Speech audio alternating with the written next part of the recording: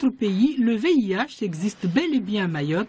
Au jour d'aujourd'hui, au moins 150 patients sont suivis au CHM, certains plus gravement atteints. C'est la situation que nous, médecins, on appréhende tous, et effectivement que les patients soient passés ce qu'on appelle au travers des mailles du filet, c'est-à-dire qu'ils n'aient pas fait le dépistage, et donc progressivement, comme vous le savez, le virus du VIH attaque les défenses immunitaires et est révélé le jour où survient une infection qu'on appelle opportuniste, c'est le moment où le système immunitaire est complètement défaillant parce que le virus du VIH l'a complètement détruit, et les patients sont alors en général hospitalisés en médecine, parfois même carrément en réanimation dans des états très graves, avec des infections pulmonaires, avec des infections neurologiques, d'autres types d'infections très graves qui peuvent parfois les laisser handicapés, puis qui sont même parfois mortelles. Les personnes malades sont prises en charge et soignées par des antirétroviraux.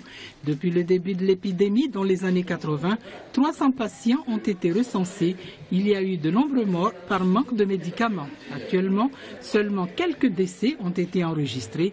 Il s'agit des personnes qui n'ont pas été dépistées au préalable et auquel cas la maladie a été découverte à un stade très avancé. C'est bien pour ça qu'on encourage les gens à se faire dépister, parce que ceux qui sont infectés pourront être dépistés avant d'atteindre ce stade ultime qu'on appelle le stade sida, parce qu'avant on est infecté par le VIH mais on n'a pas le sida, et dans ces cas-là, si on est dépisté au stade simplement de l'infection par le VIH, on peut mettre en place un traitement et éviter d'arriver à ce stade extrême qui met en jeu le pronostic vital et fonctionnel. Dans notre île, le VIH est une maladie sexuellement transmissible.